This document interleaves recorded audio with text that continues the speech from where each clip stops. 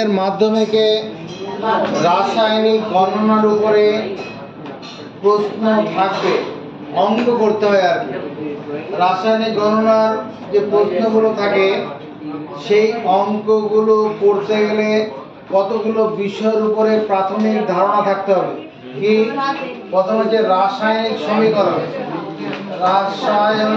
রাসায়নিক বিক্রিয়া, প্রথম হবে রাসায়নিক বিক্রিয়া।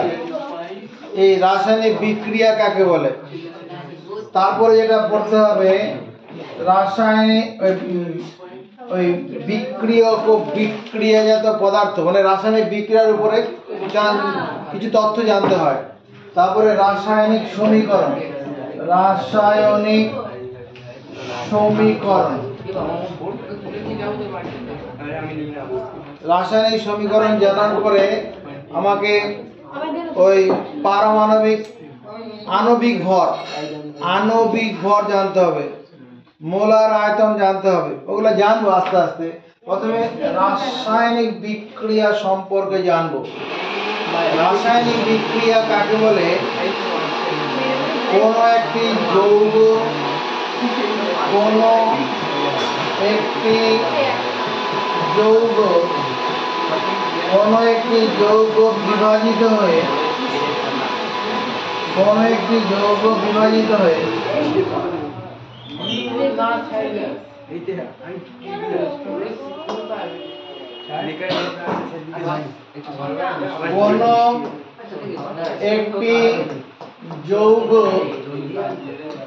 বিভাজিত হয়ে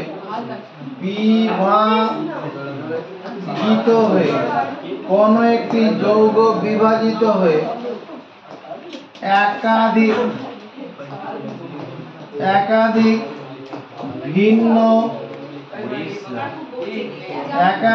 ভিন্ন ধর্মযুক্ত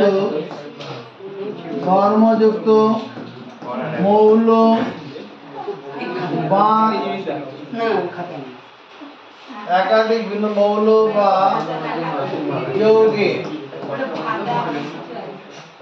যৌগে পরিণত হওয়া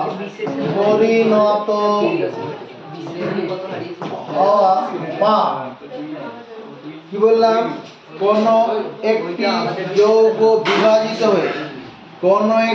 যৌগ বিভাজিত হয়ে একাধিক ভিন্ন ধর্মযুক্ত মৌল বা যৌগে পরিণত হওয়া বা বিভিন্ন বা একাধিক মৌল বা ও যৌগ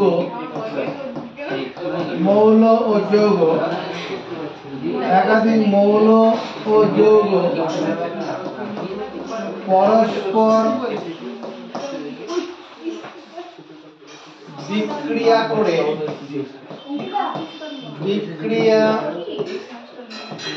করে এক বা একাধিক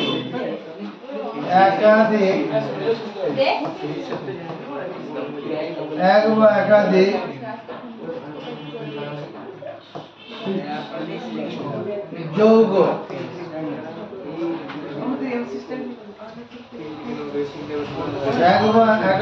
যৌগে পরিণত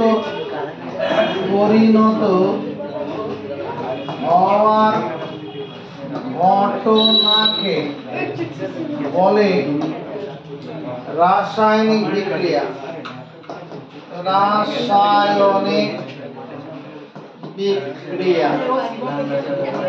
কি লিখলাম? কোন একটি যৌগ বিভাজিত হয়ে একাধিক ভিন্ন ধর্মযুক্ত মৌল বা যৌগে পরিণত হওয়া। কোন একটি যৌগ বিভাজিত হয়ে একাধিক মৌল বা যৌগে পরিণত হওয়া। যেমন জল যেটা আছে, জলকে যদি বিদ্যুৎ স্ফুলিঙ্গ, মানে জলের মধ্যে তড়িৎ বিশ্লেষণ করা যায়, জলের যদি তড়িৎ বিশ্লেষণ জলের তড়িৎ বিশ্লেষণ করলে এটা ভেঙে কি হয়, অক্সিজেন এবং হাইড্রোজেন পরিণত হয়। অক্সিজেন প্লাস হাইড্রোজেন হয়, হাইড্রোজেন হয়। এই যে জল একটা যৌগ, জল একটি যৌগ, এটা ভেঙে কি করছে, একাধিক মৌল হচ্ছে। এটা অক্সিজেনটাও মৌল, এখানে হাইড্রোজেনটাও মৌল, অক্সিজেনটাও মৌল, হাইড্রোজেনটাও মৌল। আবার ধরো চুনা পাথর, চুনা পাথর, চুনা পাথর যেটাকে আমরা বলি মার্বেল পাথর। এই মার্বেল পাথর যদি তাপ দেওয়া হয়, তাপ মানে 900 ডিগ্রি সেন্টিগ্রেড তাপমাত্রায় তাপ পোড়ানো হয় আর কি কয়লা দিয়ে, এই চুনা পাথরটা ভেঙে গিয়ে কি হয়, পোড়াচুন, পোড়াচুন প্লাস কার্বন ডাই অক্সাইড উৎপন্ন হয়, carbon die oxide, carbon die. তাহলে এই যে কি লিখলাম, কোন একটি যৌগ, চুনা পাথরটাও একটা যৌগ, চুনা পাথরটাও একটা যৌগ, কোন একটি যৌগ বিভাজিত হয়ে একাধিক ভিন্ন ধর্মযুক্ত মৌল বা যৌগ, এখানে এটা এক্ষেত্রে কি হলো, মৌল হলো, আর এখানে কি হয়েছে, একাধিক যৌগ হয়েছে। চুনা পাথর নিজে একটা যৌগ, ওটা ভেঙে গিয়ে আবার পোড়াচুন, পোড়াচুন মানে ক্যালসিয়াম অক্সাইড, পরে যাচ্ছি আমি সংকেতের সাহায্যে পরে দেখাচ্ছি। চুনা পোড়াচুন, পোড়াচুনটা একটা যৌগ, পোড়াচুন মানে ক্যালসিয়াম অক্সাইড, এটা একটা যৌগ, কার্বন ডাই অক্সাইডটাও যৌগ পরিণত হচ্ছে। বা এরপরে কি লিখছি, বা একাধিক যৌগে মৌল বা যৌগে পরিণত হওয়া, বা একাধিক মৌল বা যৌগ, একাধিক মৌল বা একাধিক মৌল, একাধিক মৌল বা মৌল ও যৌগ পরস্পর বিক্রিয়া করে এক বা একাধিক যৌগে পরিণত হওয়ার ঘটনা। যেমন ধরো হাইড্রোজেন, হাইড্রোজেন প্লাস অক্সিজেন, এই হাইড্রোজেন আর অক্সিজেন, অক্সিজেন এই দুটোকে একসঙ্গে যদি বিদ্যুৎ স্ফুলিঙ্গ করে, স্পার্ক, যে ইলেকট্রিক স্পার্ক যদি দেওয়া যায়, বিদ্যুৎ স্ফুলিঙ্গ তৈরি করা হয়, বিদ্যুৎ স্ফুলিঙ্গ, বিদ্যুৎ স্ফুলিঙ্গ তৈরি করলে কি হয়, জল হয়ে যায়। এই যে ঘটনাটা হলো, জল হলো। আবার ধরো তোমার H2SO4 মানে সালফিউরিক অ্যাসিড, এই সালফিউরিক অ্যাসিডে যদি আমরা কি করি, তোমার জিঙ্ক, জিঙ্ক ধাতু ফেলা হয়, সালফিউরিক জিঙ্ক ধাতু মেশানো হয়, তাহলে কি এটা যে মৌল, এটা যৌগ, এখান থেকে কি হয়, তোমার zinc sulphate plus hydrogen gas বেরোয়। এই যে যতগুলো ঘটনা এখানে ঘটলো, প্রত্যেক কটা হলো রাসায়নিক বিক্রিয়া।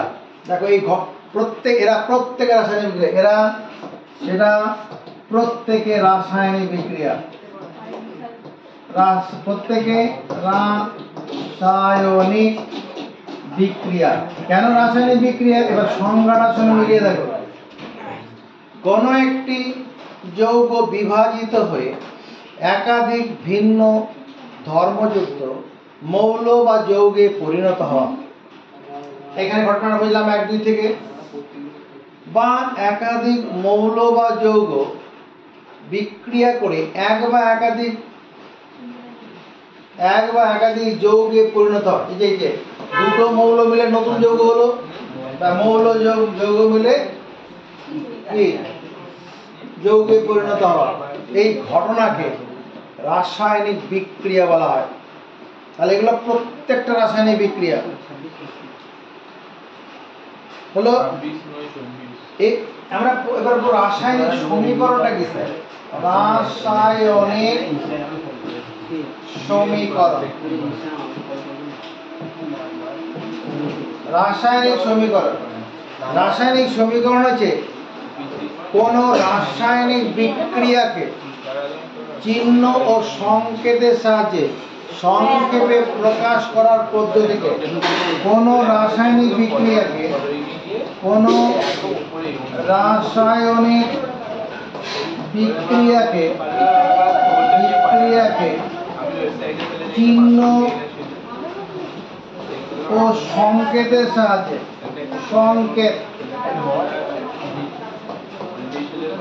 সংকেতের সাহায্যে কোন রাসায়নিক বিক্রিয়াকে চিহ্ন ও সংকেতের সাহায্যে কোন রাসায়নিক বিক্রিয়াকে চিহ্ন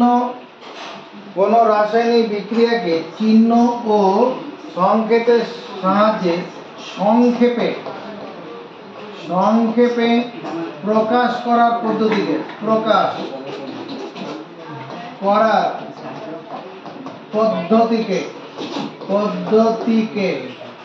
বলে রাসায়নিক বিক্রিয়া।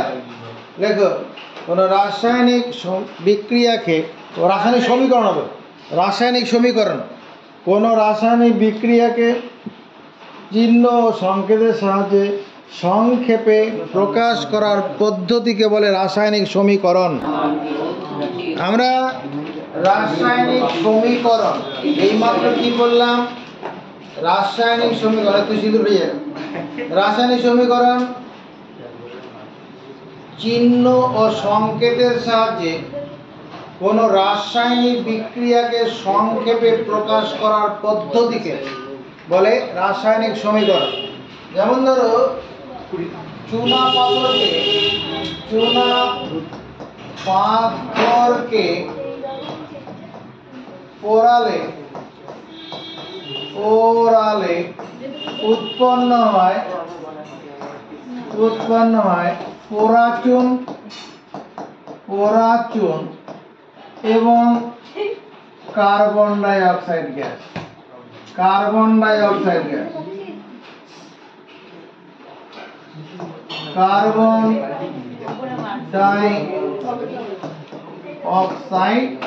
গ্যাস।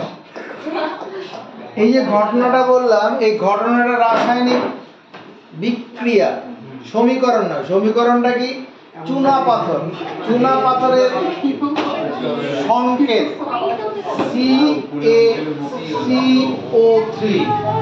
CaCO3। এই Ca মানে ক্যালসিয়াম, CO3 কার্বনেট, ক্যালসিয়াম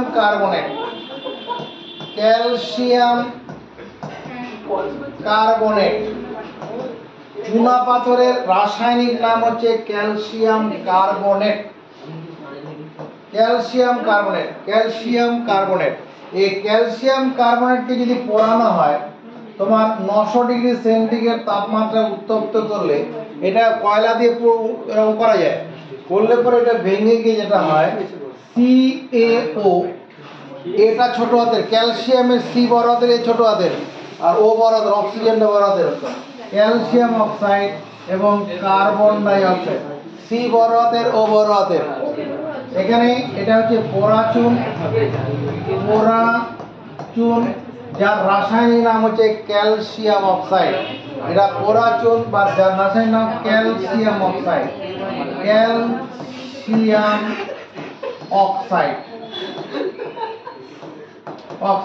আর এটাতে কার্বন ডাই অক্সাইড।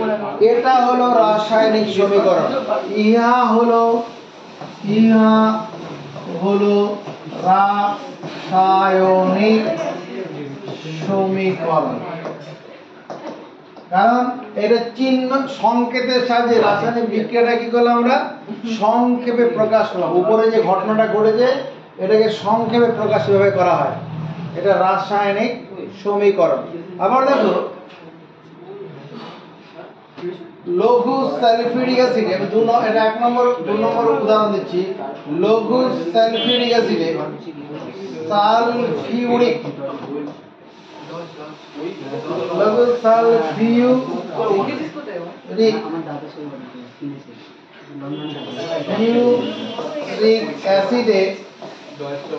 অ্যাসিডে তোমার জিঙ্ক মেশালে, জিঙ্ক মেশালে, লঘু সালফিউরিক অ্যাসিডে জিঙ্ক মেশালে উৎপন্ন হয়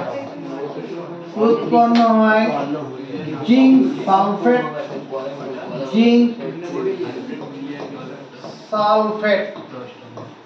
এবং হাইড্রোজেন গ্যাস। হাইড্রোজেন গ্যাস, এই যে কথাটা বললাম, ইহা রাসায়নিক বিক্রিয়া, ইহা রাসায়নিক বিক্রিয়া। রাসায়নিক বিক্রিয়াতে এটা ঘটনাটা করছে যে লঘু সালফিউরিক অ্যাসিড যদি জিঙ্ক মেশানো যায়, উৎপন্ন হয় জিঙ্ক সালফেট এবং হাইড্রোজেন গ্যাস। এটা রাসায়নিক বিক্রিয়া, রাসায়নিক সমীকরণ নয়। রাসায়নিক সমীকরণটা কি? কোনো রাসায়নিক বিক্রিয়াকে চিহ্ন ও সংকেতের সাহায্যে সংক্ষেপ প্রকাশ। 7 নম্বর থেকে, যেমন জিঙ্ক ধাতু, এর সঙ্গে যদি লঘু সালফিউরিক H2SO4 সালফিউরিক অ্যাসিড, এটা লঘু হয়, লঘু সালফিউরিক অ্যাসিড, এটা মেশালে পরেই এই জিঙ্ক কি করবে? হাইড্রোজেনের জায়গায় গিয়ে বসবে। হাইড্রোজেন থেকে দূরে যাও, গিয়ে এটাকে জিঙ্ক ZnSO4, আর হাইড্রোজেনটা পাশে চলে যাবে। এই যে জিঙ্ক হাইড্রোজেনের কাছে গিয়ে বসলো, এরপরে তৈরি হলো একটা zinc sulphate. Zinc sulphate, zinc sulphate আর হাইড্রোজেন, এটা হলো রাসায়নিক সমীকরণ। রাসায়নিক সমীকরণ, রাসায়নিক সমীকরণ। কেন রাসায়নিক সমীকরণ? এটা দেখো, জিঙ্কটা যে জিঙ্কের, জিঙ্ক ধাতুর চিহ্ন, এটা চিহ্ন সংকেত, সালফিউরিক সংকেত, এটা চিহ্ন ও সংকেতের সাহায্যে এই যে রাসায়নিক বিক্রিয়াটা হলো, এটাকে সংক্ষেপে প্রকাশ করা হয়।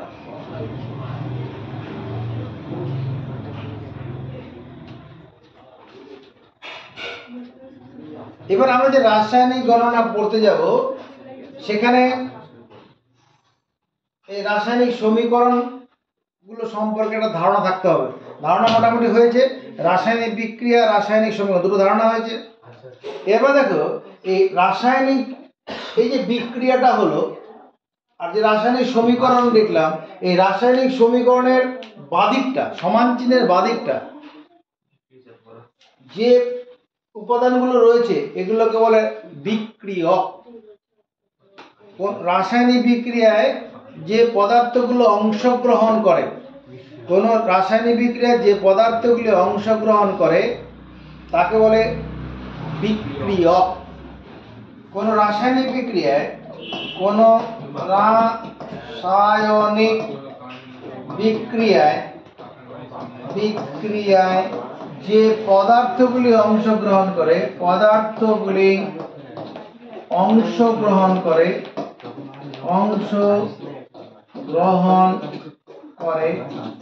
তাদের কি বলে? তাদের বলে বিক্রিয়ক।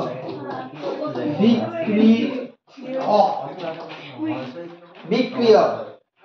আর রাসায়নিক বিক্রিয়া বলে যে পদার্থ উৎপন্ন, রাসায়নিক বিক্রিয়ার ফলে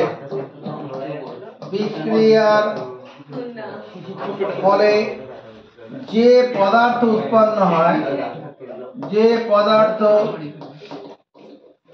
উৎপন্ন হয়, তাদের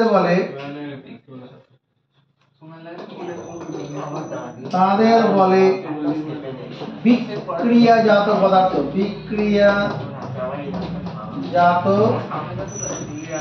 পদার্থ। তাহলে এই দুটো সংজ্ঞা পড়ার পরে আমরা এখান থেকে দেখো, এই যে রাসায়নিক সমীকরণ এখানে লিখলাম, এই রাসায়নিক সমীকরণটা রাসায়নিক বিক্রিয়াকে নির্দেশ করছে। এখানে বিক্রিয়ক কোনটা, বিক্রিয়াজাত পদার্থ কোনটা, পারে বলতে? পারবি কার্তিক? পারবি না। এটাকে আরেকবার পর, এখানে ভালো করে বলো।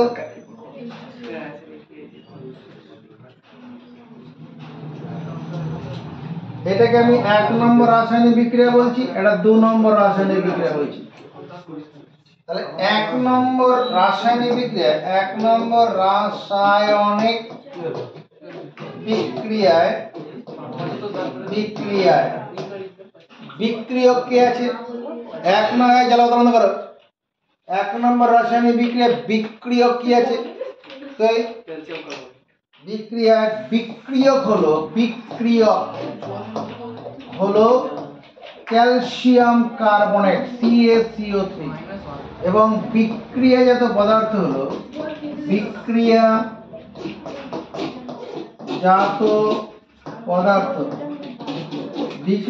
পদার্থ হলো এই জলজিৎ শেঠ, এই 1 নম্বর সমীকরণটাতে রাসায়নিক সমীকরণে বিক্রিয়াজাত পদার্থটা কি?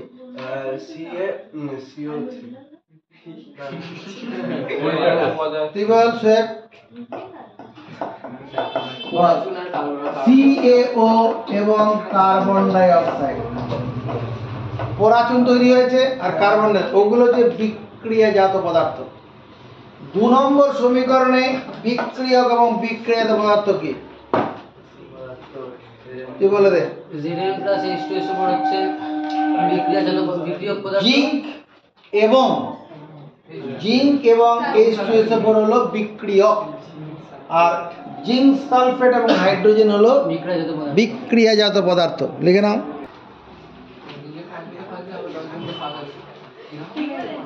এবার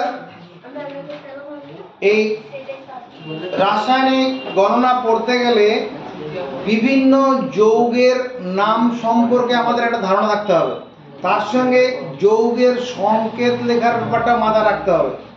যৌগের সংকেত, এদিকে দেখা, M মৌলের যোজ্যতা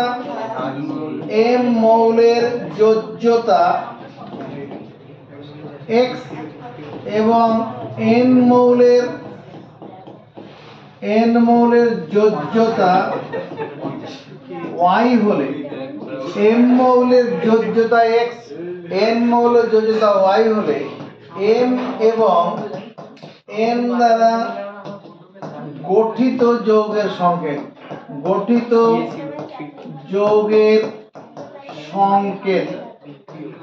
MYNX মুখস্থ রাখবে। MYNX, M মৌলের যোজ্যতা X, N মৌলের যোজ্যতা Y হলে M এবং N দ্বারা গঠিত যৌগের সংকেত MYNX। তুই বলছিস যোজ্যতা কাকে বলে, এটাই তো জানি না। কোন একটি মৌল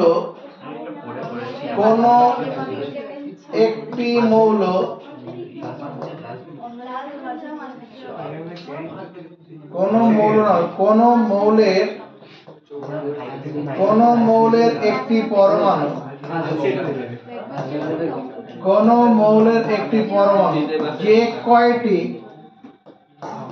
যে কয়টি হাইড্রোজেন বা ক্লোরিন পরমাণুর সঙ্গে যুক্ত হয়,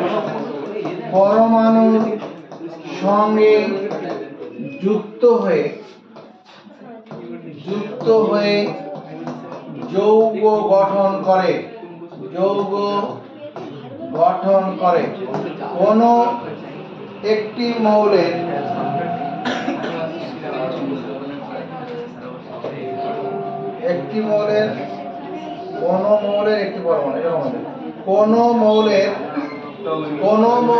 একটি পরমাণু যে কয়টি হাইড্রোজেন বা ক্লোরিন পরমাণুর সঙ্গে যুক্ত যৌগ গঠন করে, যে কয়টি, সেই সংখ্যাকে বলে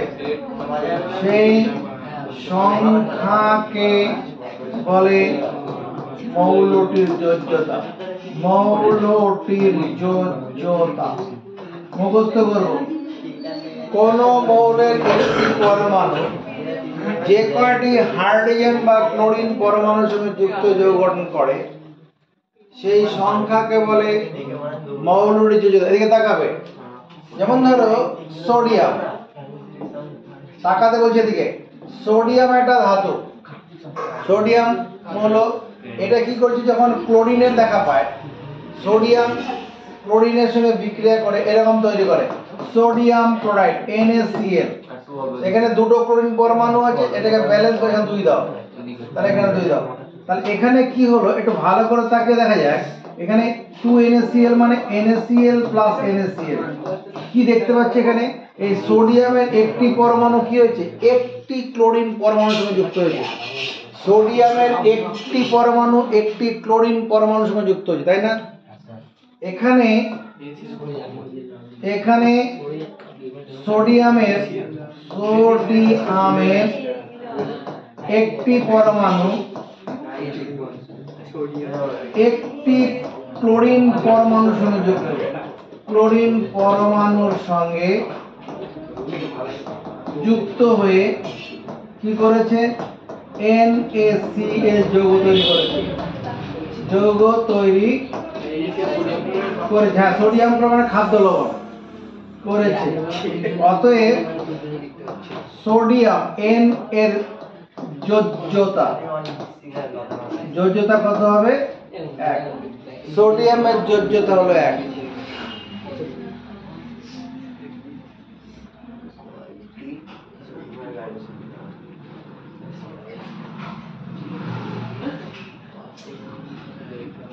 হাইড্রোজেন আর অক্সিজেন এদের বিক্রিয়ায় উৎপন্ন হয় কি?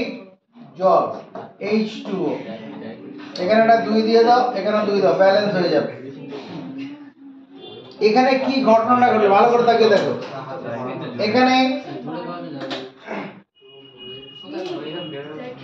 4টি হাইড্রোজেন আর 2টো অক্সিজেন পরমাণু। ভালো করে দেখো, 4টি হাইড্রোজেনের সঙ্গে 2টো অক্সিজেন পরমাণু যুক্ত হয়েছে। তার মানে কি 2টো হাইড্রোজেনের সঙ্গে 1টা অক্সিজেন যুক্ত হয়েছে। 4টা হাইড্রোজেনের সঙ্গে 2টো অক্সিজেন পরমাণু, তার মানে কি 1টা অক্সিজেনের সঙ্গে 2টো হাইড্রোজেন পরমাণু যুক্ত হয়েছে। তাহলে এখানে অক্সিজেন যোজ্যতা কত হবে? 2 হবে। এখানে কি আছে? অক্সিজেনের একটি পরমাণু 2টি হাইড্রোজেন পরমাণুর সঙ্গে যুক্ত হয়ে জল তৈরি করেছে। একটি অক্সিজেন পরমাণু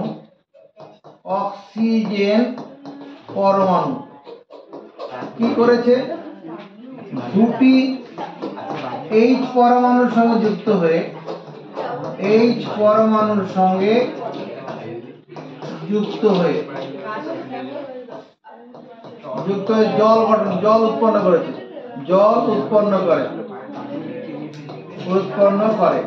অতএব অক্সিজেনের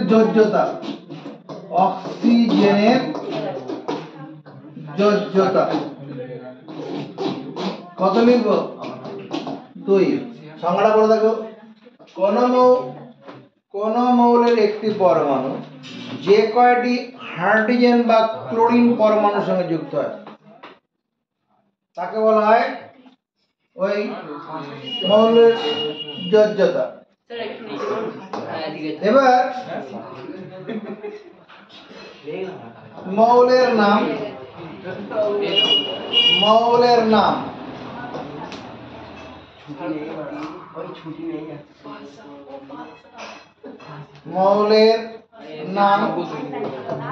চিহ্ন যোজ্যতা।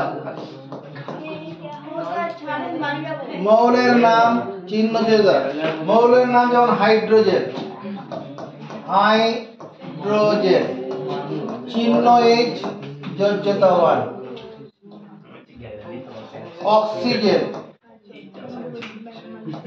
অক্সিজেন চিহ্ন O, যোজ্যতা 2। অক্সিজেনের যোজ্যতা 2। তোমার ক্লোরিন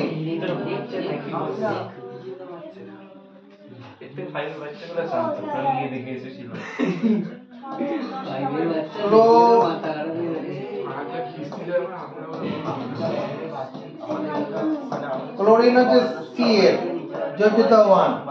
সোডিয়াম ভাষা সোডিয়াম চিহ্ন Na, যোজ্যতা 1। Calcium Ca, যোজ্যতা 2। Calcium. Potassium K, যোজ্যতা 1। Magnesium থাকলে তার 2। ম্যাগনেসিয়াম যদি হয়, ম্যাগনেসিয়ামের যোজ্যতা 2। এটা পড়বো লাস্ট, যেটা করে নিচ্ছি যৌগমূলক।